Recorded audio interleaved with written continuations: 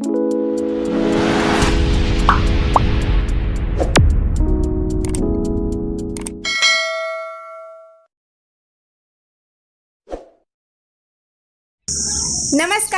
तुमची आमची पाककला या यूट्यूब चॅनलवर तुम्हा सगळ्यांचं स्वागत।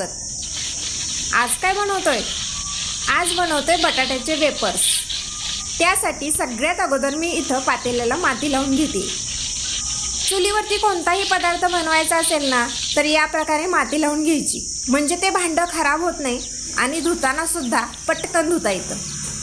चला, माती लावून झाली आहे। आता 1-2 मिनिटासाठी हे पातेलं एका बाजूला ठेवूया। बटाट्याचे वेफर्स करण्यासाठी मी इथं 3 किलो बटाटे घेतले।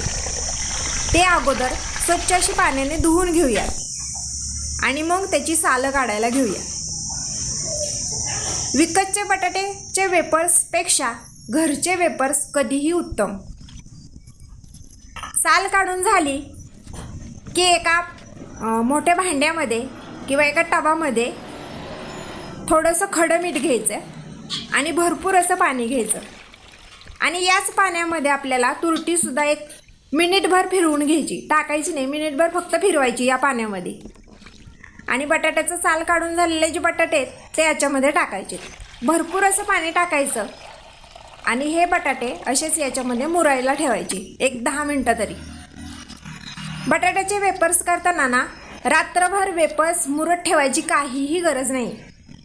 जर या प्रकारे तुम्ही बटाट्याचे वेपर्स केले ना तर ते वाळल्यानंतर सुद्धा आणि तळल्यानंतर सुद्धा अजिबात लालसर होत नाही, एकदम पांढरे शुभ्र कुरकुरीत होतात। चला, सगळे बटाटे आपले सालं काढून झालेत। आता हे असेच 10 मिनिटासाठी आपण ठेवूया।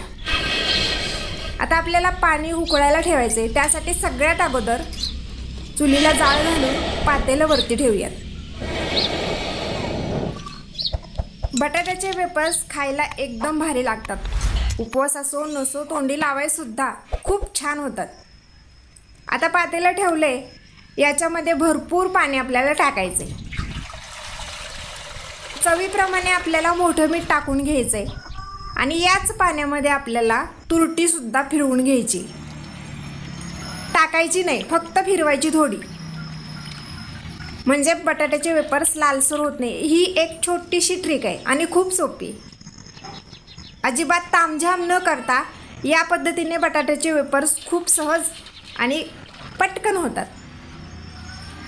पाणी उकळते तोपर्यंत आता आपण वेपर्स करायला घेऊयात। असे पट पट पट बटाट्याचे वेपर्स करून घ्यायचे। इकडं या भागामध्ये ना शिंगणापूरची यात्रा झाल्यानंतर उन्हाळी वाळवणाचे पदार्थ केले जातात। व्हिडिओ टाकायला थोडासा उशीर झाला, पण ठीक आहे। चला, बाकीच्या बटाट्यांचे वेपर्स हे आपण करून घेऊयात। मोठे बटाटे असले ना तर वेपर्स असे खूप मोठे मोठे होतात आणि तळल्यानंतर सुद्धा खायला खूप भारी वाटतं, त्यामुळे मोठे बटाटे घ्यायचे। आता हे सगळे वेपर्स आपले करून झालेत। आता स्वच्छ असे धुवून दुसऱ्या एका पाण्यामध्ये आपल्याला टाकायचे। जेवढे तुम्ही बटाट्याचे वेपर्स स्वच्छ धुवून घ्याल ना तेवढे ते चांगले, म्हणजे लालसर होतच नाही। जोपर्यंत त्यातला स्टार्च निघून जात नाही, जोपर्यंत पाणी नितळ दिसत नाही ना तोपर्यंत आपल्याला हे बटाट्याचे वेपर्स धुवून घ्यायचे। आता इथं 2 पाण्याने मी धुतलेत, आता अजून एकदा थोडेसे धुवावे लागतील। झाले, आता या पाण्यामध्ये धुतले बघा। याच्यामध्ये असं पांढरट पाणी अजिबात दिसत नाही, स्वच्छ असं नितळ दिसतंय। झालं, आपले बटाट्याचे वेपर्स याच्यामध्ये धुवून होतील। असे या पद्धतीने आपल्याला धुवून घ्यायचे, म्हणजे ते पांढरं पाणी आहे ना ते निघून जाईल आणि असं स्वच्छ दिसेल। चला, वेपर्स धुवून झालेत। आता आपण बघूया पाणी उकळले की नाही। पाण्याला चांगली उकळी आली आहे। आता हे बटाट्याचे वेपर्स आपल्याला या पाण्यामध्ये टाकून घ्यायचे। जरा जपून सोडायचे, नाही तर पाणी उडेल अंगावरती। सगळे बटाट्याचे वेपर्स आपण या पाण्यामध्ये टाकतोय। उकळी आलेले बटाट्याचे वेपर्स टाकलेत। आता थोड्या वेळासाठी झाकून ठेवले होते मी। हलक्या हाताने थोडेसे वेपर्स वर खाली करायचे। फार घाई करायची नाही, नाहीतर ते शिजत आल्यानंतर तुटतील वेपर्स. त्यामुळे एकदम हलक्या हाताने फिरवून घ्यायचे. चांगली उकळी आली. आता आपले वेपर्स शिजलेत की नाही एकदा चेक करूया. फार वेळ लागत नाही, पटकन शिजतात हे. झालं, आपले बटाट्याचे वेपर्स शिजलेत. आता मी एका चाळणीमध्ये ते वेपर्स सगळे काढून घेते. अशा प्रकारची चाळणी असेल तर गरम पाणी आहे ना ते सगळं निघून जाईल आणि फक्त वेपर्स वरती राहतील. मी याच्यावरती गार पाणी टाकत नाही, काही जण गार पाणी टाकतात, मी काय टाकत नाही याच्यामध्ये.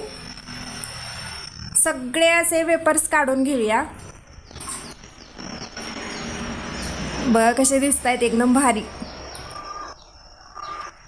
चला आता हे आपण सुकायसाठी मस्तपैकी उन्हात, कडक उन्हात ठेवूया. माऊला खूप बटाटे आवडतात त्यामुळे त्याची घाई चालली आहे नुसती. आता थोडेसे असे सुट्टे सुट्टे करून टाकले की नाही की पटकन असे उन्हात वाळतात.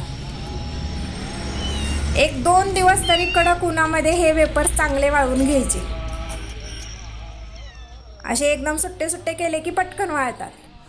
बघा 2 दिवसाच्या नंतर आपले हे वेपर्स वाळले. कुठेही तुम्हाला ते लालसरी दिसत नाही, एकदम असे पांढरे शुभ्र होतात. आता तळल्यानंतर सुद्धा तुम्हाला दाखवते, अजिबात लालसरपणा येत नाही, अजिबात तामझाम नाही, काय नाही, पटकन होतात. रात्रभर भिजत घालायची गरज नाही, काय नाही काय नाही. बघा तळून झाल्यानंतर सुद्धा एकदम पांढरे शुभ्र आणि चवीला पण तितकेच भारी. विकतच्या वेपर्सपेक्षा घरचे वेपर्स अतिशय भारी. चला आता तळलेले वेपर्स एका ताटामध्ये काढून घेते. बघा तुम्ही इथं कुठंही तुम्हाला लालसरपणा दिसणार नाही. तुम्हाला माझे व्हिडिओ आवडत असतील तर लाईक करा, शेअर करा, कमेंट करा आणि हां असे वेपर्स घरीसुद्धा बनवून बघा.